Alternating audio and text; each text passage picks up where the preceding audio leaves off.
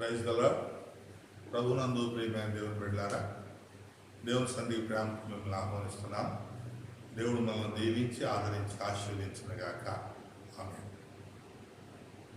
అద్భుతమైనటువంటి ప్రేమతో మనలను కాచి కాపాడుతూ తన అపారమైనటువంటి కృపను మనకు అనుగ్రహిస్తూ విపత్కరమైన పరిస్థితుల్లో నేనున్నానని ధైర్యపరుస్తూ నిరంతరము మనం చేయి పట్టి నడిపిస్తూ మంచి ఆరోగ్యాన్ని స్వస్థతను అనుగ్రహిస్తున్నటువంటి దేవాది దేవుడు మహిమ పొందునుగాక.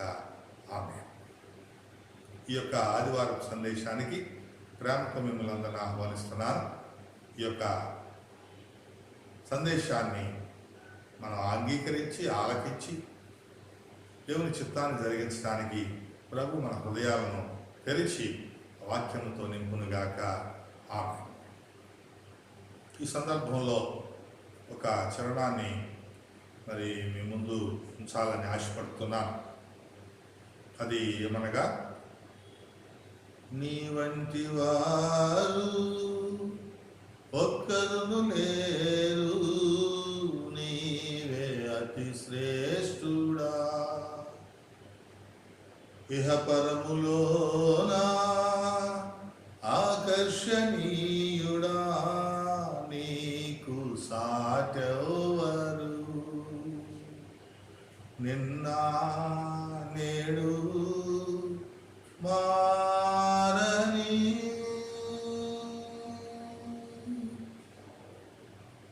ఆరాధన, స్తుతి ఆరాధన. ప్రభువును ఆరాధించడానికి ఇటువంటి మాటలతో మనం ఆయన్ని గణపరుస్తూ ఉంటాం, స్తుతిస్తూ ఉంటాం, మహింపరుస్తూ ఉంటాం, కొనియాడుతూ ఉంటాం. ప్రియమైన దేవుని బిడ్డలారా, ప్రభు కూడా అంతే ప్రేమతో మనలను చూడాలనుకుంటూ ఉంటాడు. ఆ విధమైనటువంటి ఘనమైనటువంటి శ్రేష్టమైనటువంటి స్థితిలో మనం ఉండాలని ఆయన మనల్ని ఎంతగానో ప్రేమిస్తూ ఉంటాడు. ఆయన చిత్తాన్ని నెరవేరుస్తూ ఉన్నప్పుడు, ఆయన ఎందుకు భయభక్తులు కలిగి ఉన్నప్పుడు, ఆయన త్రోవలో మనం నడిచినప్పుడు మనల్ని ఎంతో గొప్ప వ్యక్తులుగా, ఘనమైనటువంటి వారిగా, ఈ లోకంలో సాటి లేని వారుగా, ఈ లోకంలో ఎంతో విలువ కలిగిన వారుగా ప్రభు దీవిస్తారు.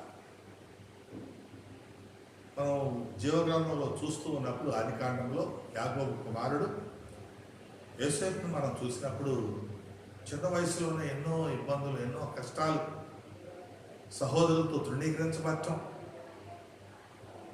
పోతిఫర్ ఇంట్లో నేరాన్ని మోపబడి చెరసాలకు వెళ్ళటం, అయినప్పటికీ ఎక్కడ కూడా చెక్కు చెదరకుండా, దేవుని యందు భయభక్తులు విడిచిపెట్టకుండా శ్రేష్టమైనటువంటి భక్తి చేస్తూ ప్రభు పాదాల దగ్గర ఆ యొక్క తన జీవితాన్ని సమర్పించుకొని దేవునిలో ముందుకు సాగుతున్నట్లుగా మనం చూస్తూ ఉన్నాం. దేవుని ఆత్మ కలిగి ముందుకు నడుస్తున్నట్లుగా చూస్తూ ఉన్నాం.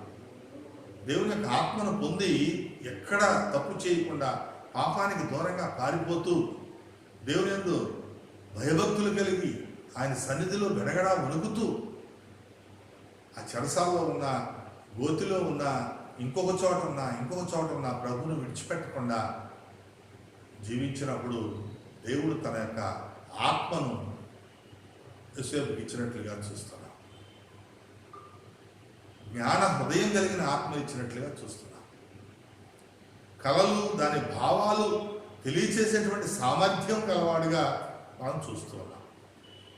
ఈ యొక్క పరిస్థితుల్లో ఫరో కన్న కళలకు అర్థం చెప్పడానికి ఆయన ముందు నిలబడినప్పుడు ఆ కళల భావాన్ని అవలేలగా చెప్పి ఫరోకి ఇష్టడైనట్లుగా మనం చూస్తున్నాం.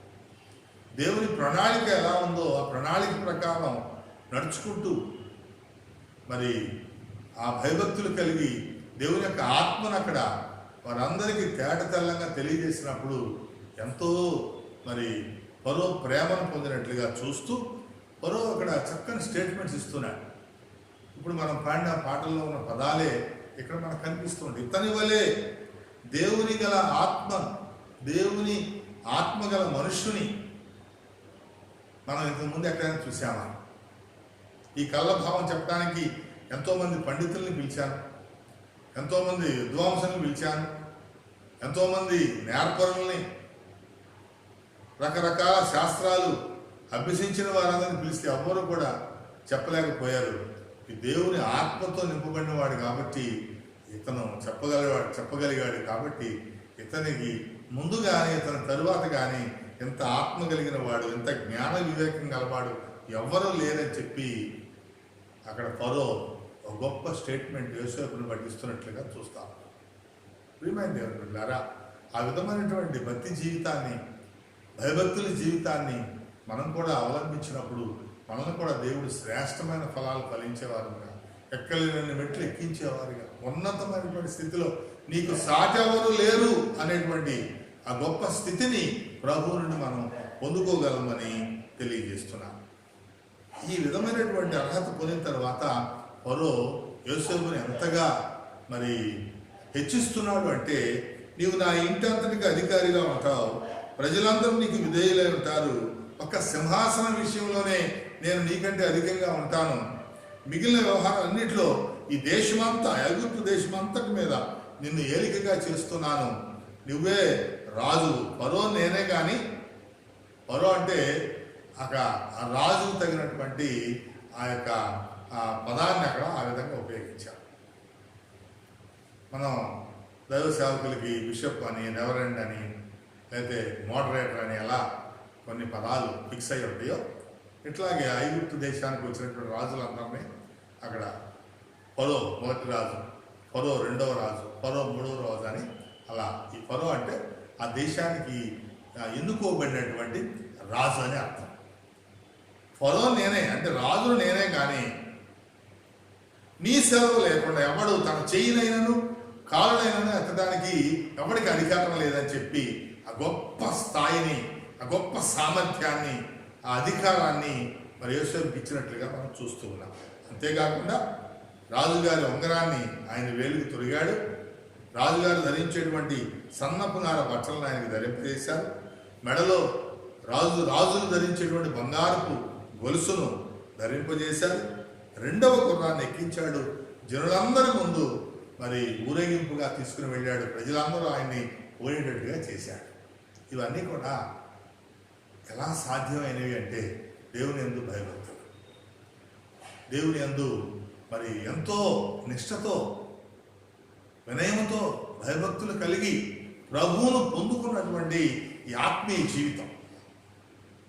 దేవుని ఆత్మ పొందుకున్నప్పుడు ఇటువంటి ఆత్మగల మనుషుడు ఇంతకు ముందు లేడు, ఆ తర్వాత కూడా ఉండడు అని ప్రభు ఒక గొప్ప స్థితిని స్టేట్మెంట్ ఇస్తున్నాడు. ఇక్కడ రాజుగారు యోసేపుని ఈ విధంగా గణపరిచారు. కానీ మనం చూసినప్పుడు స్వయంగా సృష్టికర్త యెహోవా దేవుడే సొలొమోను మహారాజుతో మాట్లాడుతున్నాడు. నీ వంటి వాడు నీ పూర్వీకుల్లో కానీ ఇక మీదట ఉండే వాళ్ళలో కానీ ఎవ్వడు కూడా ఎప్పుడు లేడు. ఎందుకయ్యా అంటే బాల్యంలోనే ఈయన ఇశ్రాయేలులకు రాజయ్యారు. ఆయన రాజైన తర్వాత ప్రభు సన్నిధికి వచ్చి నిలబడి ఒక చక్కని ప్రార్థన చేస్తున్నారు. ఏమని అంటే, అయా నేను బాలుని ఈ కార్య సాధన చేయటానికి నాకు శక్తి చాలదు, నా బుద్ధి చాలదు, ఈ ఇశ్రాయేలులందరినీ లెక్క పెట్టడానికి కానీ వారిని తనిఖీ చేయడానికి కానీ నాకు అసాధ్యం, అది నా వల్ల కాదు. ఈ జనులకు న్యాయంగా తీర్పు తీర్చడానికి కూడా సరిపడినటువంటి బుద్ధి నాకు లేదు. కాబట్టి ఈ మంచి చెడులు వివేచించడానికి ఆ జ్ఞానాన్ని, తెలివితేటలు కలిగి పరిపాలించడానికి వివేకం గల హృదయాన్ని నాకు దయచేయి నాయనా అని ప్రార్థన చేసినప్పుడు ఆ ప్రార్థనకి దేవుడు ఎంతగానో సొలొమోను మహారాజుని ఇష్టపడినట్లుగా చూస్తున్నాం. ఆ ప్రార్థన దేవునికి అనుకూలమైంది, ప్రార్థన దేవునికి అంగీకారమైంది. ప్రియమైన దేవుని బిడ్డ, ప్రభు స్వయంగా మాట్లాడుతున్నాడు రాజుగారితో. ఏమని అంటే, నీవు దీర్ఘాయువుని అడగల, ఐశ్వర్యాన్ని అడగల, అందమైన భార్యలను అడగల, శత్రువుల ప్రాణమును అడగల, ఏమని అడిగావు అంటే న్యాయమును గ్రహించడానికి వివేకాన్ని అడిగావు. అందువలన నీ మనవిని నేను అంగీకరించాను, బుద్ధి వివేకములు గల ఆత్మ నీకు ఇస్తున్నాను అని ప్రభు మాట్లాడినట్లుగా చూస్తున్నాను. బుద్ధి వివేకములు గల ఆత్మ నీకు ఇస్తున్నాను. ఈ జ్ఞానం నిన్ను ఏ స్థాయికి తీసుకెళ్తుందంటే నీలాంటి వాడు నీ పూర్వీకుల్లో కానీ రాబోయే తరాల్లో కానీ ఎవ్వడు కూడా ఉండడు. నీకున్న జ్ఞానం, ఆ జ్ఞానంతో నువ్వు చేసినటువంటి పరిపాలన నీ ముందు కానీ నీ తరువాత కానీ ఎవరు కూడా ఉండరు అని చెప్పి ప్రభువే ఆయనకు ఆ గొప్ప ఆధిక్యతను, ఆ గొప్ప శ్రేష్టమైన స్థితిని ఇస్తున్నట్లుగా చూస్తున్నాం. ప్రియమైన దేవుని బిడ్డలారా, ఈ యొక్క వాక్య భాగాలను బట్టి మనం తెలుసుకోవాల్సింది ఏంటంటే మనం ఏ స్థితిలో ఉన్నా, ఏ స్థాయిలో ఉన్నా, ప్రభు మనల్ని ఎంత హెచ్చించినా దేవుని యందు లోబడి వినయ విధేయతలు కలిగి శ్రేష్టమైన ఈవులు పొందుకొని యథార్థంగా ప్రభువులో మనం జీవిస్తున్నప్పుడు, యథార్థమైనటువంటి మార్గాన్ని అన్వేషిస్తూ ఉన్నప్పుడు ప్రభు ఇలా మనల్ని ఘనపరుస్తారు. నీకు ముందు తరాల్లో కానీ నీ తరువాత తరాల్లో కానీ నీ వంటి వాడు ఒక్కడు కూడా ఉండడని చెప్పేసి ప్రభు మాట్లాడుతున్నట్లుగా మనం చూస్తాం. ఇంకా మనం చూస్తున్నప్పుడు మోషే గారు మనకు కనిపిస్తూ ఉంటారు. కూషు దేశపు స్త్రీని ఆయన రెండవ వివాహం చేసుకున్నప్పుడు తన సహోదరుడు అహరోను, సహోదరి మిరియాము మోషేని ఎంతగానో తోలనాడి శపించి అవమానపరిచి మాట్లాడకూడని మాటలన్నీ మాట్లాడేటప్పటికీ అవన్నీ కూడా యెహోవాకి వినపడినట్లుగా వాక్యాల్లో మనం చూస్తూ ఉన్నాం. చూస్తూ అక్కడ మోషే ఘోరమైన పాపం చేశాడు, తప్పు చేశాడు. దేవుడు నీతోనైనా మాట్లాడేది, నీలాంటి వాటితో అసలు మాట్లాడా, దేవునితో మాట్లాడే సామర్థ్యం నీకుందా అని చెప్పి ఇష్టానుసారంగా మాట్లాడుతూ ఉన్నప్పుడు ప్రభువారు మిరియామును అహరోను పిలిచి, నా సేవకుడైన మోషే అటువంటి వాడు కాదు అని ఒక గొప్ప స్టేట్మెంట్ ఇస్తాం.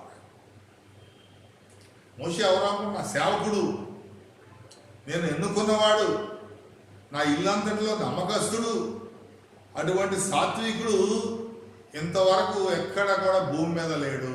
మోషే వంటి సాత్వికుడు అంతకు ముందు కానీ ఆ తరువాత కానీ, సొలొమోను అంత జ్ఞానం గలవాడు ఆయనకి ముందు కానీ ఆ తరువాత కానీ, దేవుని యొక్క ఆత్మ కలిగినటువంటి యోసేపుకు ఆయన ముందు కానీ ఆ తర్వాత కానీ ఎవరు లేరు.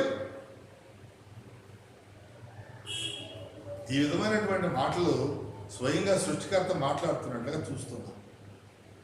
అతనికి నా దర్శనం ఇచ్చి ముఖాముఖిగానే మాట్లాడేటువంటి మోషే, నాతో ముఖాముఖిగా మాట్లాడేటువంటి ఆ సామర్థ్యం మోషేకు. నా ఇల్లంతటిలో నమ్మకస్తుడు, అంత నమ్మకమైనటువంటి స్థితి ఉన్నవాడు మోషే. ఇంకేం చెప్తున్నాడంటే అతడు యెహోవా స్వరూపం గలవాడు, దేవుని యొక్క సౌందర్యం కలిగినటువంటి వాడు నా యొక్క సేవకుడు అని చెప్పి చూస్తూ ఉన్నాం. ఇంకేమంటే భూమి మీద ఉన్న వారందరిలో కూడా సాత్వికుడు, మోషే సాత్వికుడు అని చెప్పి అక్కడ ప్రభువారే స్వయంగా చెప్తున్నారంటే క్రీస్తును పోలికగా చూపిస్తారు. క్రొత్త నిబంధన గ్రంథంలో క్రీస్తుకు పాత నిబంధన గ్రంథంలో మోషే ప్రతిరూపంగా చూస్తాం. అట్లాగా ఈయన ఎంతో సుందరంగా పుట్టాడు. ప్రభువారిని కూడా మనం స్మరించేటప్పుడు ఇదే రీతిగా 10,000లో అతి సుందరుడు అని చెప్పి మనం ఆయన్ని కీర్తిస్తూ ఉంటాం. ప్రభువారు కూడా ఎంతో సుందరుడు అమ్మా అని చెప్పి పాటలు పాడుతూ ఉంటాం. మోషే కూడా చాలా సౌందర్యవంతుడు. ఇద్దరులో పోలికలను మనం చూసినప్పుడు తర్వాత మోషేకి శిష్యులు 12 మంది ఉన్నారు, అట్లాగే యేసయ్యకి కూడా శిష్యులు 12 మంది ఉన్నారు. ఈ 12 మంది శిష్యుల్ని మోషే ఆ కానాన్ అనేటువంటి ప్రదేశాన్ని, పాలు తేనెలు ప్రవహించిన ప్రదేశాన్ని పరిశీలించడానికి పంపించాడు. అట్లాగే యేసు ప్రభు వారు 12 మంది శిష్యుల్ని ఆయన రాజ్య సువార్త వ్యాప్తి కొరకు పంపించినట్లుగా చూస్తున్నాం. అట్లాగే మోషేకు 70 మంది ఉపశిష్యులు ఉంటే యేసు ప్రభు వారికి కూడా 70 మంది ఉపశిష్యులు ఉన్నట్లుగా మనం లేఖనాల్లో వాక్యాల్లో మనం చూస్తూ ఉంటాం.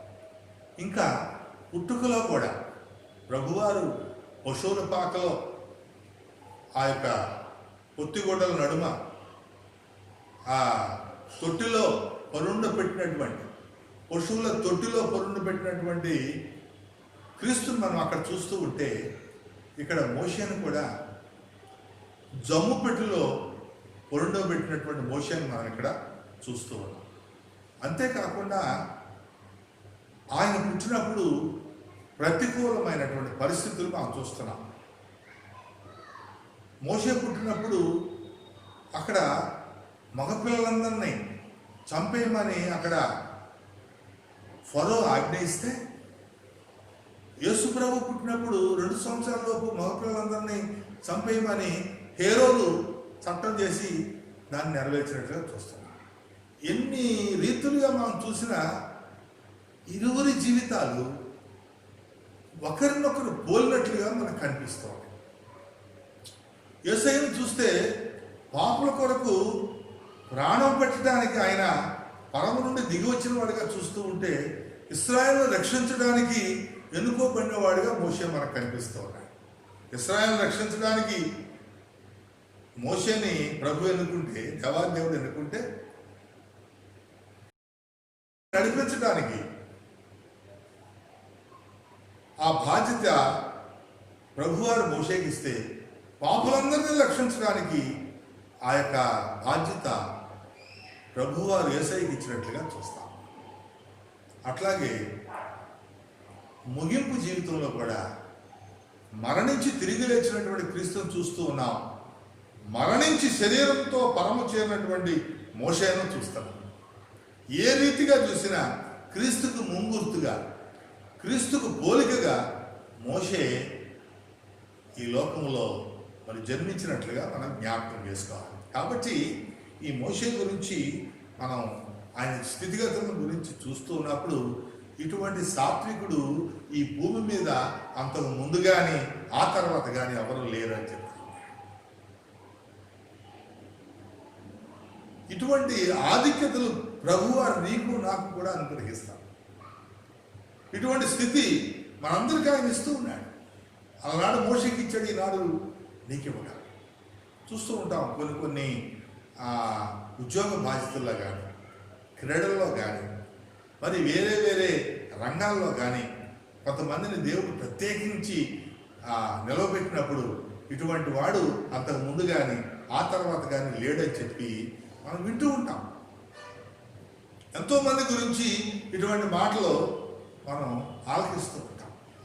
ఇప్పుడు మోషేలో ఈ ఇంత గొప్ప మరి ఆధిక్యతలు ఎలా ఉన్నాయి, ఆయనలో ఉన్న క్వాలిటీస్ ఏంటి అని ఒకసారి మనం చూస్తూ ఉన్నప్పుడు జీవ గ్రంథంలో మనకు అనేకమైన విషయాలు కనిపిస్తూ ఉంటాయి. అతని వినమ్రత, అతనిలో ఉన్నటువంటి వినమ్రత, అతని యొక్క కాపరితత్వం, తర్వాత అతడు దేవునితో గడిపిన ఏకాంతవాసం, దేవుని నుండి అతను పొందినటువంటి సేవాపరమైనటువంటి బంధం, అతని అపోస్తుల తత్వం, అతని యోగ్యతలు, అతడు ఇశ్రాయేలును విడిపించినటువంటి రీతి, రాజును ఎదుర్కొన్నటువంటి ధైర్యం, ఇవన్నీ కూడా మనకు ఆయనలో ఉన్నటువంటి క్వాలిటీ చక్కగా కనపడదు. అతని క్షమాగుణం, అతనిలో ఉన్నటువంటి ప్రేమ, అతని ప్రార్థనా జీవితం, అతని నమ్రత, అతని నమ్మకత్వం, అతని మధ్యత్వం, అతని న్యాయంగా తీర్పు తీర్చడం, అతని పరిపాలన, అతని యాజక విధులు, ప్రవక్త యొక్క పరిచర్య, అతని యొక్క శిష్యులతో ఎంపిక, అతని నిబంధన, అతని 12 మందిని పంపించడం, 70 మందిని శిష్యులుగా ఉపశిష్యులుగా నిర్ణయించుకుంటాం, క్రీస్తులో ఆయన యొక్క తెలివితేటలు, అతని పాండిత్యం, అతని విజ్ఞాపన, దేవుని గురించినటువంటి జ్ఞానం కలిగి ఉండటం, అతని సందేశం, అతడు నిర్ణయించినటువంటి ఆజ్ఞలు, అతడి ఉపవాస జీవితం, సంపూర్ణ విధేయతత్వం, ప్రత్యక్ష గుడారాన్ని నిర్మించటం, అతని పని చక్కగా ముగించటం, ప్రజలను ఆశీర్వదించటం, ప్రజల కొరకు తను తాను సమర్పించుకోవటం, తగ్గని అతని బలము, అతని సామర్థ్యం, అందరికీ స్వాస్థ్యాన్ని పంచి ఇవ్వటం, అతడు క్రీస్తు మరి రూపాంతరములో రెండవసారి ప్రత్యక్షమవడం. ఇన్ని ఆధిక్యతలు మోషేలో మనం చూస్తూ ఉంటాం. ఇన్ని ఆధిక్యతలు ఉండబట్టి భూమి మీద ఇటువంటి సాత్వికుడు అతని ముందు కానీ అతని తరువాత కానీ ఎక్కడ కూడా మనం చూడలేదు, లేరు అని చెప్పేసి వాక్యం సెలవిస్తాం. ప్రియమైన దేవుడు బిడ్డలారా, ఇవన్నీ కూడా ఈ మోషే, లేకపోతే సొలొమోను మహారాజు, యోసేపు, వీళ్ళందరికీ ఈ విధమైనటువంటి గొప్ప మరి సామర్థ్యముతో కూడినటువంటి ఆ శ్రేష్టమైనటువంటి ఆ గౌరవాన్ని, లేకపోతే ఆ సాటి లేనటువంటి తత్వాన్ని దేవుడు అనుగ్రహించాడు. అంటే ఎందువల్ల అని మనం చూసినప్పుడు ఆ క్రీస్తులో ఉండాల్సినటువంటి లక్షణాలన్నీ వీరిలో మనకు కనిపిస్తాయి. హెబ్రీయులకు పౌలు లేఖ వ్రాస్తూ మోషేని గురించి వివరిస్తూ, మోషే క్రీస్తుకు ముంగుర్తు అని చెప్తూ, క్రీస్తులో ఉన్నటువంటి గుణాలు ఏమేమి ఉన్నాయో అవన్నీ వీరు కలిగి ఉన్నారని చెప్పి అక్కడ స్పష్టంగా మాట్లాడుతున్నట్లుగా చూస్తున్నాం. హెబ్రీయులకు రాసిన పత్రిక 3వ అధ్యాయము 6వ వచనములో మనం చూస్తూ ఉన్నప్పుడు అక్కడ విశ్వాసము, పౌరుషము, ఓర్పు, తుదమట్టుకు నిలిచి ఉండటం, స్థిరత్వం, ఈ విషయాలన్నీ కూడా క్రీస్తులో మనకు చక్కగా కనిపిస్తున్నాయి. అవన్నీ కూడా ఈ మోషే, సొలొమోను మహారాజు, లేకపోతే యోసేపుల్లో ఎన్ని మనకు కనిపిస్తూ ఉన్నాయని చెప్పి అక్కడ వాక్యం ద్వారా మనతో మాట్లాడుతూ ఉన్నాం. ఏమిటంటే నమ్మకం. నిజమైనటువంటి క్రైస్తవులు ఎడతెగని నమ్మకం కలిగి, విశ్వాసం కలిగి జీవించినప్పుడు, నమ్ముట నీ వలన అయితే నమ్ము వారికి సమస్తము సాధ్యం. ఈ కార్యాలన్నీ ప్రభు చేయగలడు. నా ముందున్నటువంటి ప్రతి కార్యం ప్రభు చక్కబెట్టగలడు, ప్రభు సరిచేయగలడు. ఆయనకు అసాధ్యమైంది ఏది లేదు. అసాధ్యాలను సాధ్యపరిచేటువంటి దేవుడు అనేటువంటి నమ్మకం మనం కలిగి ఉండాలి. ఆ విశ్వాసం కలిగి ఉండాలి. అంతేకాకుండా ధైర్యము అంటాడు. ధైర్యం కలిగి, ధైర్యం అంటే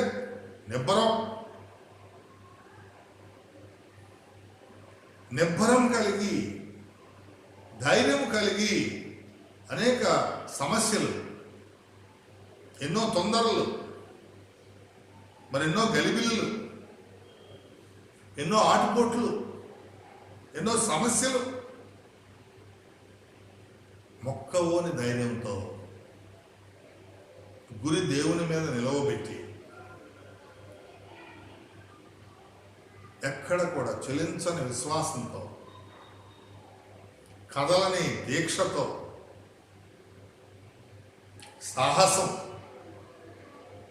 సాహసం కలిగి, నా దేవుడు నాతో ఉన్నాడు, నా దేవుడు ప్రతి కార్యమును సరిచేయగలడు, ప్రతి విషయాన్ని సమకూర్చగలడు.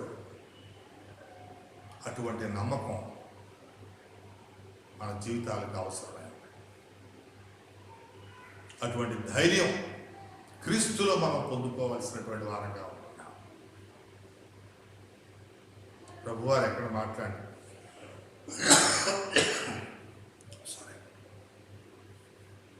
ధైర్యముతో, నిబ్బరముతో, సాహసముతో, తెగింపు, ప్రభువును చూస్తూ ముందుకు సాగాలి. ఇంకా నిరీక్షణ ఏం చెప్తా ఉన్నాక 3వ అధ్యాయం 6వ వచనంలో నిరీక్షణ, ఓర్పు, సహనం, క్రీస్తులో ఉన్నటువంటి ఆ ఓర్పు, ఆ సహనం, ఆ ఓర్చుకునేటువంటి స్థితి, ఈ నిరీక్షణ అనేది ఉన్నప్పుడు ఖచ్చితంగా ఆ విధమైనటువంటి కార్యాలను మనం సాధించగలం. ఆ విధమైనటువంటి మెప్పుకు పాత్రలం అవుతాం. ఆ విధమైనటువంటి గొప్ప సామర్థ్యానికి అర్హులమవుతాం. ఆ శ్రేష్టమైనటువంటి విధి విధానాలకు అర్హులమవుతున్నట్లుగా మనం చూస్తూ ఉన్నాం. ఇంకా తుదమట్టుకు నిలిచి ఉండటం, కడవరకు నిలబడటం, కడమట్టుకు వేచి ఉండటం, ఇవన్నీ కూడా మనకు కనిపిస్తూ ఉంటాయి. అదే హెబ్రీయులకు రాసిన 3వ అధ్యాయం 15వ వచనంలో కడమట్టుకు మనం ఎలా ప్రభువులో నిలిచి ఉండాలి, ఇవన్నీ ఈ విధమైనటువంటి మరి శ్రేష్టమైనటువంటి లక్షణాలు ఉన్నప్పుడు మరి ఖచ్చితమైనటువంటి రిజల్ట్ మనం పొందుకోగలం. ఇంకా స్థిరత్వం చూడండి, నమ్మకం, ధైర్యము, నిరీక్షణ, తుదమట్టుకు నిలిచి ఉండటం, స్థిరంగా ఫలించటం, ఈ 5 లక్షణాలు, క్రీస్తులో ఉన్నటువంటి 5 లక్షణాలు మనకు మాదిరిగా పెట్టుకోవాలి. ఈ 5 లక్షణాలను మనం కలిగి ఉండాలి. ఈ 5 లక్షణాల్లో ఉన్నటువంటి తత్వం ఏమిటే? నమ్మకం, ఆ ధైర్యం, ఆ నిరీక్షణ, తుదమట్టుకు నిలిచి ఉండేటువంటి స్థితి, గొప్ప స్థిరత్వం. క్రీస్తులో స్థిరంగా ఉండాలి, క్రీస్తులో తుదమట్టుకు నిలిచి ఉండాలి, క్రీస్తులో నిరీక్షణ కలిగి ఉండాలి, క్రీస్తులో ధైర్యం కలిగి ఉండాలి, క్రీస్తులో నమ్మకం కలిగి ఉండాలి. ఇలా ఉన్నప్పుడు గొప్ప కార్యాలకు మనం పాత్రలు అవుతాం. ప్రియమైన దేవుని బిడ్డలారా, మన పరిచర్య ద్వారా కూడా ఈ విధమైనటువంటి గొప్ప గౌరవాన్ని, ఈ విధమైనటువంటి గొప్ప ఆధిక్యతను మనం పొందుకోగలం. ఇప్పుడు వరకు యెహోవా దేవుడు మాట్లాడిన మాటలు మనం చూసాం. యేసయ్య కూడా ఒక స్త్రీతో ఇటువంటి మాటలు మాట్లాడుతున్నారు. మనకు ఆశ్చర్యం అవుతుంది.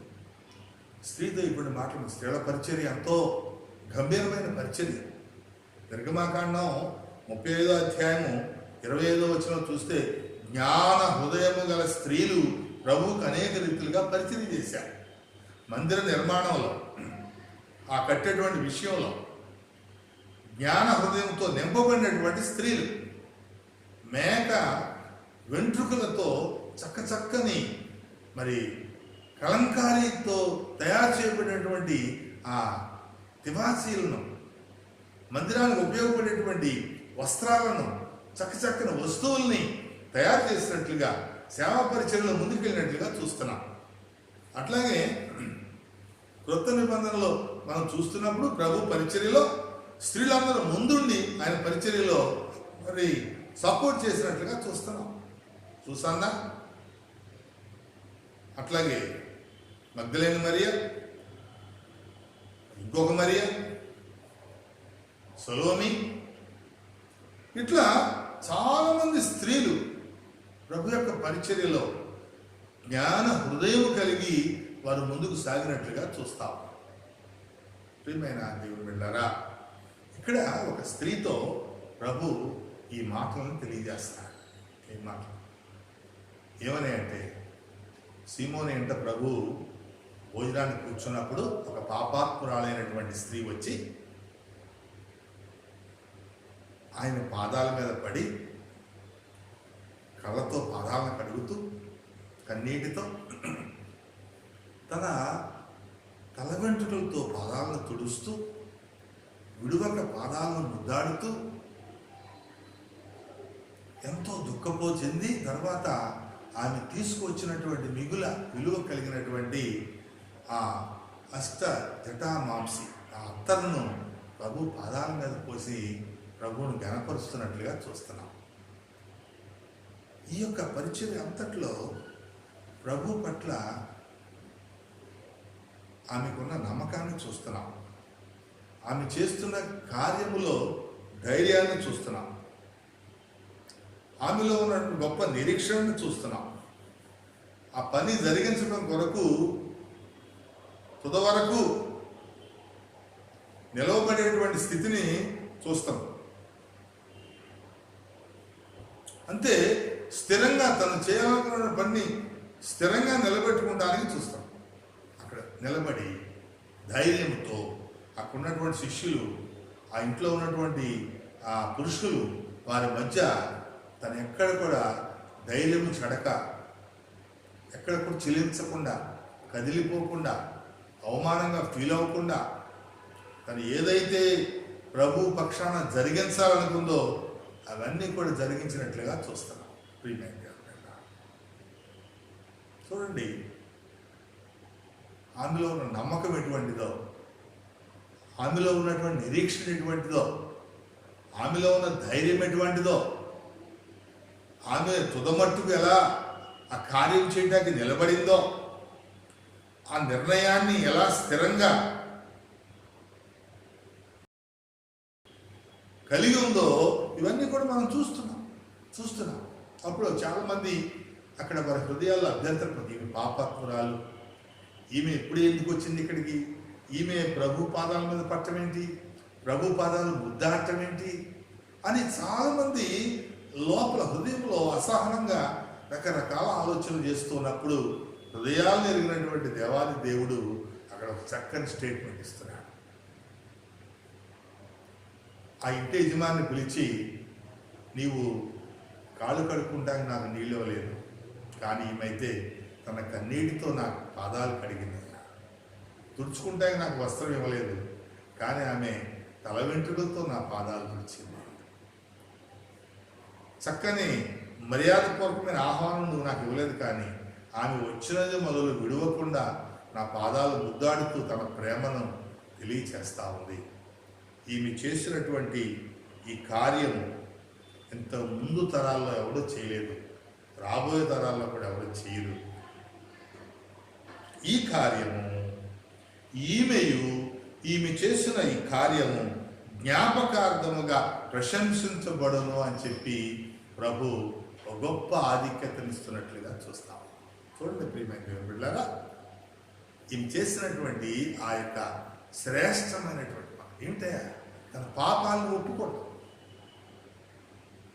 ప్రభు దగ్గర తన పాపాలను విడిచిపెట్టడం, ప్రభు పాదాల మీద తన కన్నీరు కార్చి, అయా నేను పాపిని నాయన, నన్ను అంగీకరించు, నన్ను కరుణించు, నన్ను క్షమించు అని